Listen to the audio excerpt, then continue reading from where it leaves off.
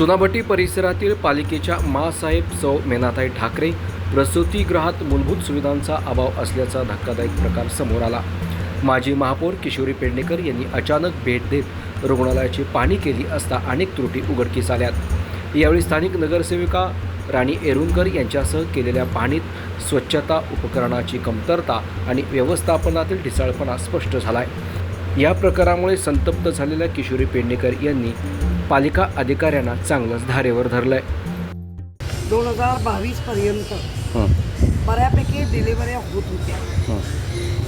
22 नंतर त्यांचा जो ग्राफ आहे प्रचंड खाली आलाय आणि अगदी तुरळक म्हणजे वर्षाला जर यांच्या 25-28 डिलिव्हऱ्या होत असतील तर ह्या हॉस्पिटलची वाटचाल कुठे चालू आहे, कोण करतंय?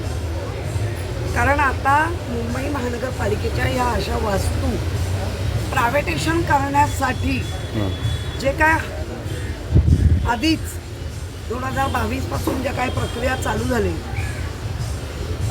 इथे डिलेवरी कळवली जाते की बाहेर जा, बाहेरच्या हॉस्पिटलची इथली नावं आहेत प्रायव्हेट, ते पाठवल्या जातात। इथे बऱ्याचशा सोयी असूनही, मशिनरी असूनही त्याच्यावर ऑपरेट करणारा नसल्यामुळे आज इथे डॉक्टर नाही आहे, म्हणजे ज्याला गायनॅक डॉक्टर म्हणतात ते डॉक्टर नाही आहे। एक पेडियाट्रिशियन आहेत पण त्यासुद्धा रात्रीला उपलब्ध नसतात।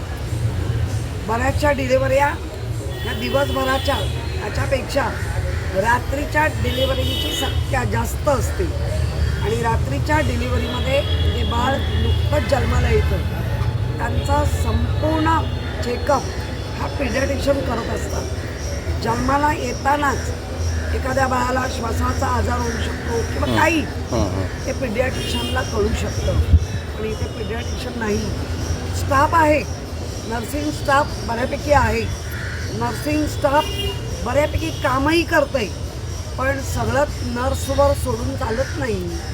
त्याच्यासाठी लागणारा मशिनरी, त्याच्यासाठी लागणारा डॉक्टर हे मात्र इथे उपलब्ध नाही आहे। त्यामुळे या हॉस्पिटलची वाटचाल प्रायव्हेटेशन करून कोणाला तरी फायदा द्यायचा आहे अशी आहे का ही शंका उत्पन्न होते। इथल्या ज्या नगरसेविका आहे राणी एरुणकर, गेली 4 महिने, त्याच्याही आधी त्या होत्याच काम करत, गेली 4 महिने पूर्ण या हॉस्पिटलमध्ये कंप्लेंट आल्यानंतर 12-12 वाजेपर्यंत त्या स्वतः आणि बाजूच्या नगरसेविका स्नेहल शिवकर ह्याही मिळून काम करत आहेत आणि त्यांना ती अवस्था बघवली नाही, त्रास होतो लोकाला, त्या आमच्यासारख्यांना चालणारच नाही।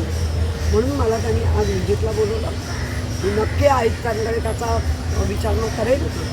जे DMC आहे या आरोग्य खात्याचे ते फोन उचलत नाहीत, या नगरसेवकांच्या तक्रारी आहेत, मग यांना DMC म्हणून ठेवायचं कशाला? AMC म्हणून इथे फिरणार नाहीत। हे काय मुंबईकरांच्या जीवाशी तुम्ही खेळताय?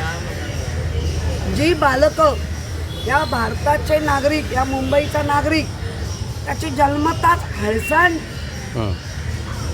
च्या बतावण्या मारता तुम्ही। 3 वर्ष 10 महिने आणि कोविड काळ मी समजू शकते, पण त्याच्यानंतर काहीच सुधारणा नाही। मग सुधारणा करण्यासाठी तुम्ही आले ना, काय करताय मग? यावेळी स्थानिक शिवसैनिक मोठ्या संख्येने उपस्थित होते। यासारख्या अन्य बातम्या बघण्यासाठी तुम्ही आमच्या चॅनलला लाईक करा, शेअर करा, सबस्क्राईब करा। धन्यवाद।